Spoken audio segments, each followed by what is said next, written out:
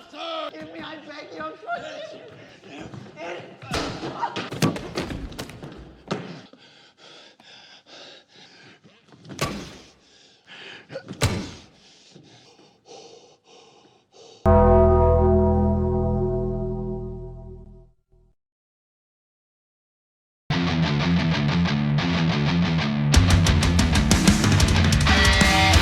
Halo teman-teman penonton setia tim Pedongeng Handal. Kali ini saya akan merangkum sebuah film yang mind-blowing banget. Bukan plot twist, tetapi karakter dari tokoh utamanya ini benar-benar gila banget lah pokoknya. Film ini berjudul There Will Be Blood. Ini bukan film adrenalin, bukan film horor, bukan juga film komedi, tapi ini masuk ke film drama yang mana film ini mengisahkan tentang dua tokoh utama yang sama-sama rakus akan ambisi atau tujuan hidupnya sampai-sampai terbunuhnya salah satu tokoh utama kita di ending film ini. Tanpa banyak basa-basi, selamat menikmati filmnya dan sikat.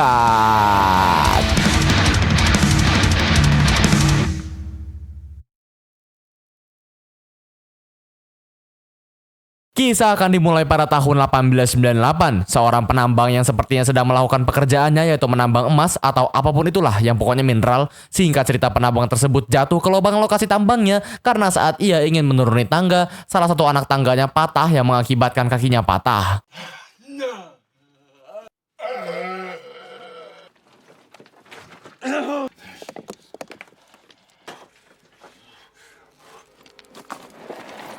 Loncat ke tahun 1902 dan kini kita tahu nama tokoh utama kita yaitu Daniel Plainview. Dan dia yang sudah sembuh dari pincang pun melanjutkan pekerjaannya yaitu menambang. Tiba-tiba salah seorang pekerja membuat kesalahan karena katrol yang seharusnya ia putar sampai ke atas malahan terlepas dari tangannya sehingga barang yang diangkut dari katrol tersebut menjadi jatuh kembali ke lokasi tambang. Saat barang tersebut menancap ke tanah, tanah tersebut mengeluarkan banyak cairan yang ternyata cairan tersebut adalah minyak yang lumayan banyak dan mulai dari situ Daniel pun beralih profesi menjadi penambang minyak.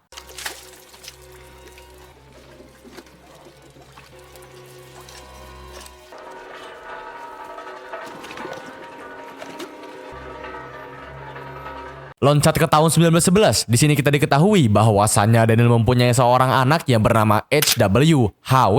Tapi karena namanya susah, kita panggil aja Samad ya. Dan scene menunjukkan di mana Daniel sudah lumayan menjadi penambang minyak yang lumayan sukses lah dan berkelana ke berbagai negara untuk mencari sumber minyak, dan tentu saja dia juga harus meyakinkan Akamsi di sana agar mendapatkan izin atau dukungan dari Akamsi atau warga lokal. Di malam harinya, muncullah seorang anak yang bernama Paul Sunday yang kedatangannya ingin menawarkan informasi di mana ia berpikir daerah tempat rumahnya tinggal memiliki endapan minyak persis di bawah tanahnya. Karena itu informasi yang sangat berharga untuk Daniel. Paul ingin agar Daniel memberikan ia $500 untuk informasi tempat tersebut. We have oil and it seeps through the ground. It's in California. Just give me $500 in cash. What makes you think it's up? Tell me one thing to help me decide. What else have you got? Nearby? I don't know, Saul. We have a big ranch, but it's mostly... There's $500. I come from a town called Little Boston. There's a sheep trail that takes you there. The oil is there.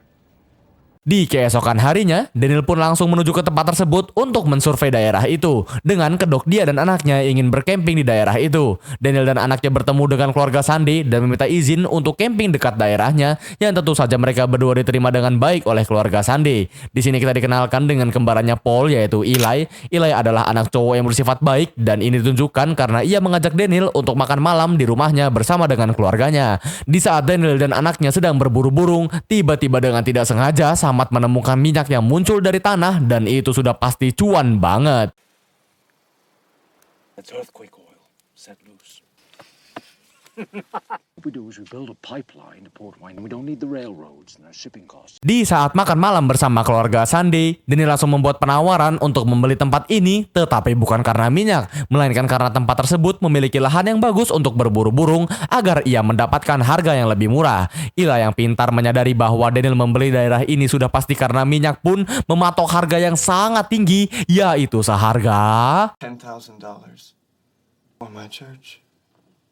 If we decide to drill for oil and find someone else that's going to come up here and drill, might help get us started. How do you feel about it? Yes, what Eli says. $5,000 signing. 10,000. Dengan cepat, Daniel pun ingin membeli lahan-lahan yang sekiranya memiliki minyak di dalamnya. Dan dalam sekejap, pedesaan yang sepi berubah menjadi pedesaan yang ramai dengan pembisnis. Semua tanah yang sekiranya ingin Daniel dapatkan pun berhasil dibelinya, kecuali satu tanah lagi, yaitu milik seseorang yang bernama Bendy. Daniel lagi-lagi berpidato di depan semua warlock di sana untuk meyakinkan mereka semua bahwasannya pengeboran yang ia lakukan tidak akan mengganggu desa dan malahan akan menjadikan desa tersebut menjadi lebih baik dengan mendapatkan akses air bersih, pertanian, jalanan, pekerjaan, pendidikan, parkiran, lahan untuk nikahan, program besar sunat-sunatan, dan masih banyak lainnya. We're gonna dig water wells here, and to do it, that'll become agriculture, employment. I think there's a very good chance that we will.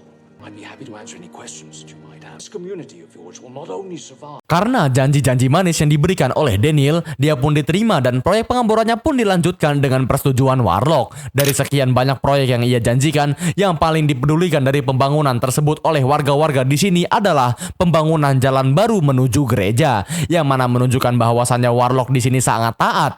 Di siang harinya, Eli mengajak ngobrol Daniel dan ia menawarkan Daniel agar ia dan para jemaatnya akan memberkati tambang saat hari pembukaan tiba. Tetapi anehnya adalah di sini Eli terlihat seperti seseorang yang ingin diaku-akui karena ia ingin agar Daniel memuji-muji namanya saat ia berkhotbah di peresmian pengeboran tersebut. Daniel pun mengiyakan permintaan Eli, tetapi keesokan harinya di jam 4 sore, Eli dan para warga sudah berkumpul di pengeboran minyak dan anehnya peresmian dilakukan sendiri oleh Daniel dan anaknya, yang mana ini membuat Eli pelangak-pelongo sendiri karena itu tidak sama seperti apa yang ia harapkan.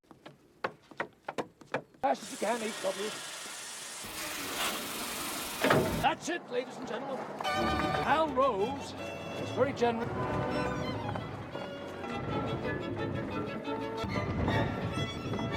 Saat di malam hari, terjadilah kecelakaan pertama dalam proyek pengeboran ini, di mana proyek ini sudah memakan satu korban yang bernama Joe Gunda, yang kematiannya diakibatkan oleh besi pengeboran yang menimpa kepalanya. Karena merasa bersalah telah mengorbankan seorang pekerja di proyeknya, Daniel pun pergi ke gereja di mana Eli sedang memimpin ibadah tersebut. Dan Daniel yang jauh dari Tuhan pun merasa asing dengan tingkah Eli ini. Get out of here, don't you? And you will be cast up.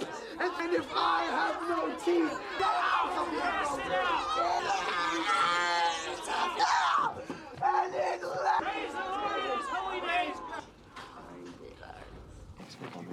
It's a wonderful song. Tragedy at the well last night. I wish to say a few words. His burials that bring in this well. They can't get Wish I had more time with Joe Gunda. Happy to have you, Daniel.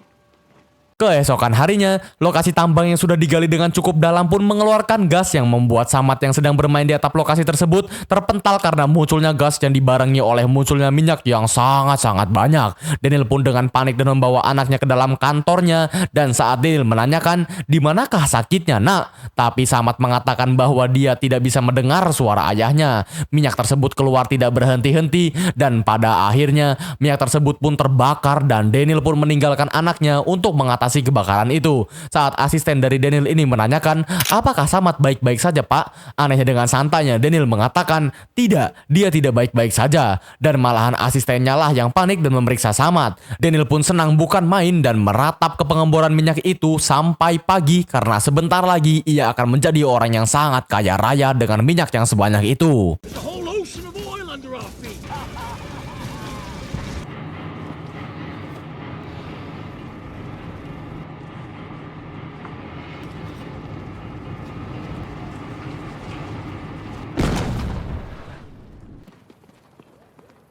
Lanjut ke scene di mana Samad diperiksa pendengarannya karena rupanya sekarang Samad sudah menjadi seseorang yang tuli akibat kecelakaan tersebut. Dan Daniel pun berinisiatif untuk mencari guru tunarungu untuk mengajarkan bahasa isyarat kepada Samad.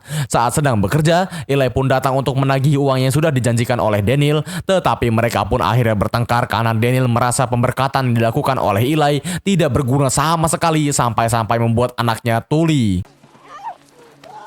Don't even try it. I'm gonna bury you underground. I'm gonna bury you underground. Pindah ke scene di mana ada seorang pria yang bernama Henry. Henry ini mengaku dia adalah anak dari ayahnya Daniel, tetapi berbeda ibu, yang menandakan bahwa selama ini rupanya Daniel memiliki seorang saudara. Daniel yang nampaknya masih tidak percaya pun menanyakan KTP-nya, dan benar saja semua ucapan dari Henry ini bisa dibuktikan dan semuanya masuk akal. Daniel di sini nampaknya mulai bodoh amat dengan anaknya sendiri, terlihat dari cara mengurus Samad yang terkesan asal-asalan. Kedatangan Henry di sini yaitu ia menginginkan pekerjaan dari Daniel karena ia tidak memiliki uang lagi untuk pulang ke kampungnya sekarang. Daniel mengobrol dengan Henry tentang banyak hal dan lebih mengarah ke deep talk sesama cowok, dan nampaknya Daniel di sini sudah merasa memiliki seseorang keluarga yang dapat ia percaya. Oh, my, There are times when I want to earn enough money I can. what you do about your boy? Does your sound come back to you? I don't know. Maybe it'll change. Doctor might not know that. I don't want to talk about those things. Di malam harinya, saat mereka berdua tertidur, alangkah terkejutnya saya saat Samad tiba-tiba berniat membakar tempat tersebut dengan menyiram minyak di dekat tempat tidurnya dan memantik apinya sehingga tempat tersebut pun terbakar. Karena kejadian kemarin, Daniel dan Samad sedang berada di kereta untuk pergi ke suatu kota agar Samad mendapatkan guru tunarungu yang dapat mengajarkannya. Tetapi kejamnya Daniel di sini karena ia meninggalkan Samad sendirian di kereta tersebut dengan beralasan ingin pergi berbicara dengan masinis kereta tersebut. Sekarang yang menjadi asisten pribadi Daniel bukanlah anaknya lagi, melainkan saudaranya sendiri yaitu Henry. Di siang harinya, mereka berdua pun sedang membicarakan tentang bisnis yang rupanya tambang minyak Daniel ingin dibeli oleh seseorang. Tapi anehnya di percakapan ini, pembeli tersebut terus-menerus menyinggung tentang anaknya yaitu Samad. Alhasil percakapan tersebut pun tidak mengarah kepada tujuan semestinya, sehingga Daniel pun mengancam pembeli tersebut akan memotong lehernya karena ia merasa sangat tersinggung. Not turn it over to us. Now let us help you. Spend time with your boy. You just tell me how to run my family. Tonight, I'm gonna come to you inside of your house. Don't tell me about my son. You're sleeping and I'm gonna cut your throat. Don't tell me about my son. I'm not telling. I can do. Keesokan harinya, Daniel pun pergi ke tempat Bendy atau orang yang tidak mau menjual tanahnya ke Daniel. Walaupun Daniel ini bisa saja melewati tanah milik si Bendy ini, tetapi karena keserakahannya, dia ingin agar semua wilayah itu menjadi miliknya. Tetapi Bendy tidak ada di sana sehingga ia pun akan kembali 1 minggu lagi ke tempat tersebut. Setelah menandakan semua tanah yang telah menjadi miliknya, Daniel dan Henry pun pergi ke pantai, dan di sini kedekatan mereka berdua semakin terlihat karena mereka berdua banyak mengobrol tentang sesuatu yang lebih pribadi dan bukan urusan bisnis. Dan tentu saja ini menandakan bahwa Daniel benar-benar mempercayai Henry sebagai orang terdekatnya dan satu-satunya keluarga yang ia miliki. Tetapi nampaknya Henry hanya menginginkan uangnya Daniel saja dan tidak terlalu peduli dengan cerita-cerita dari Daniel tersebut. Have some money, please. Have some money, please.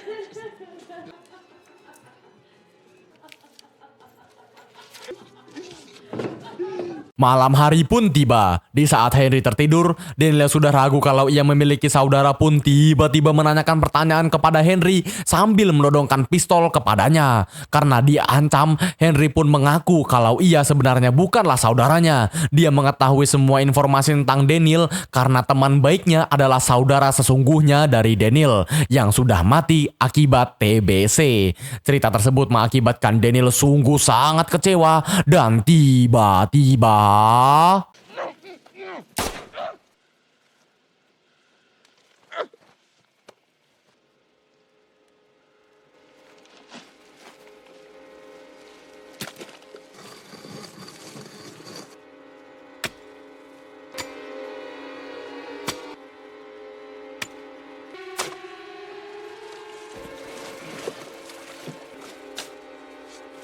ya, Daniel pun membunuh Henry karena ia benar-benar sangat kecewa karena faktanya Daniel tidak memiliki siapa-siapa sekarang. Tanpa penyesalan, Daniel pun menguburkan jasad Henry dan membaca buku diari milik saudara aslinya. Keesokan harinya, Daniel pun terbangun oleh suara tembakan yang dilakukan oleh Bendy dan mereka pun langsung bernegosiasi tentang pembangunan pipa yang akan melewati properti dari Pak Bendy ini.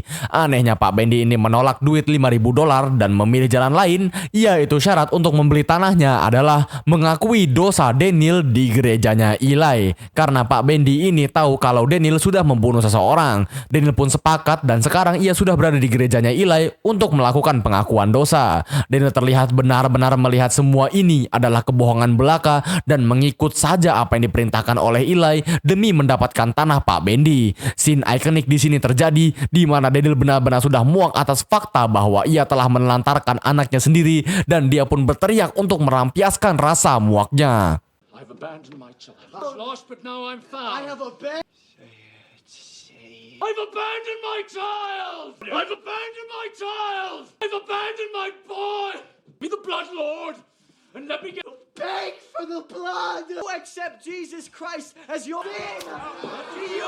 You devil.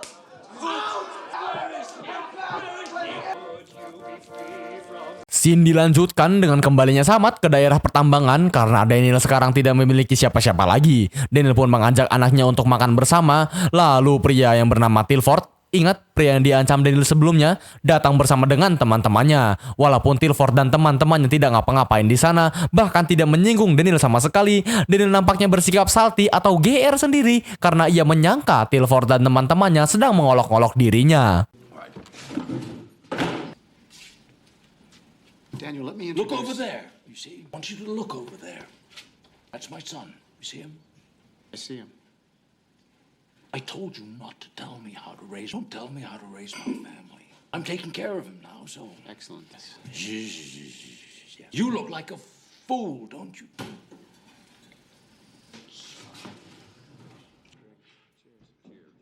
Scene melompat ke tahun 1927 di mana kini Samad sudah dewasa dan menikah dengan Mary Sunday atau adik dari Eli. Di sini ditunjukkan bahwa Daniel sudah menjadi orang yang sangat sukses dengan rumah besarnya, tetapi dengan dirinya yang masih kesepian dan menjadi semakin tua. Samad yang sudah menjadi semakin dewasa pun mengajak bicara ayahnya dan pembicaraan intinya yaitu Samad ingin menjadi seseorang yang mandiri dengan pergi ke Meksiko untuk mengikuti jejak ayahnya yaitu mengebor minyak dan membangun perusahaannya sendiri. Tetapi anehnya di sini Daniel menganggap itu akan menjadikan Samad sebagai kompetitornya. Daniel menjadi semakin menjengkelkan dan mengatakan bahwa Samad ini hanya merusak citranya sebagai orang yang terhormat karena ia memiliki anak yang bisu. Dan terungkaplah fakta bahwasannya di sini Samad adalah anak angkatnya yang hanya digunakan untuk menimbulkan rasa prihatin para warga saat ia ingin membeli tanah dari setiap warga.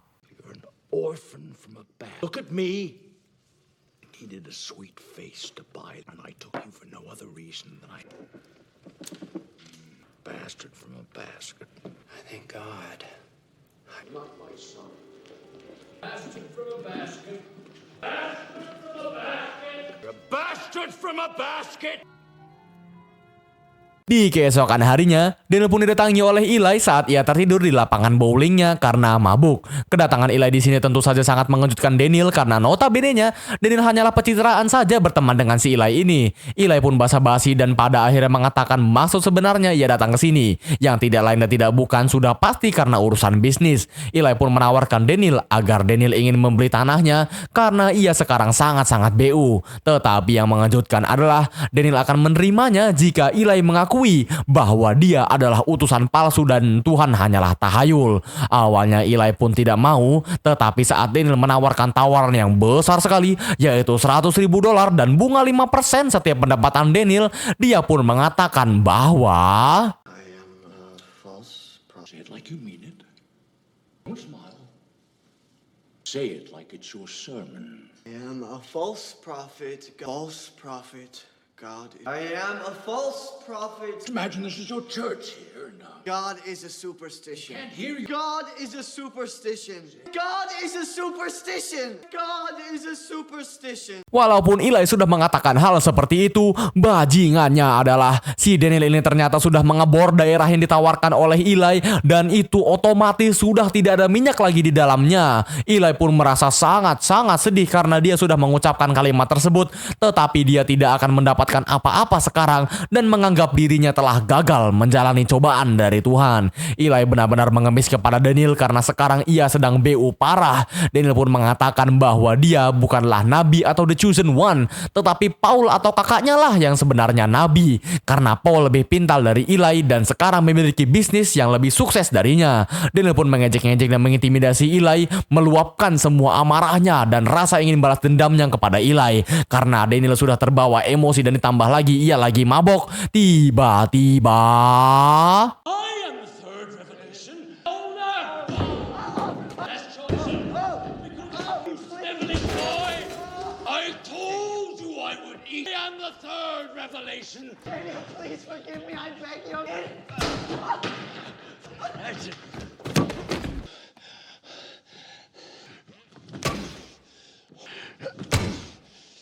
iya, kaget gak kalian? Eli pun dibunuh oleh Daniel yang menggunakan ping bowling yang dipukulkan ke kepala Eli hingga kepalanya pun bocor dan mati seketika di tempat. Film ini pun diakhiri dengan Daniel yang mengatakan, I'm finished. dan film pun berakhir.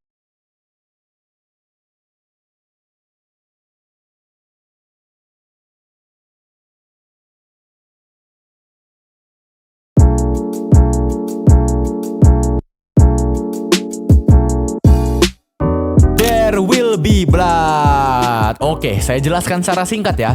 Jadi film ini tuh sebenarnya mau menggambarkan ambisi. Eli ini kan gambarannya orang yang narsistik ya, gila hormat atau orang yang benar-benar ngincar tahta dan kekuasaan gitu. Kenapa gitu? Karena dia ini bukan pure orang-orang beriman loh. Coba kalian perhatiin. Dia ini cuma ingin diagung-agungkan doang dan ditinggi-tinggikan doang oleh jemaatnya. Dan pas dikasih cobaan, dia malah menyalahkan bapaknya, Paul, ataupun rela sampai mengaku kalau itu Tuhan tuh palsu.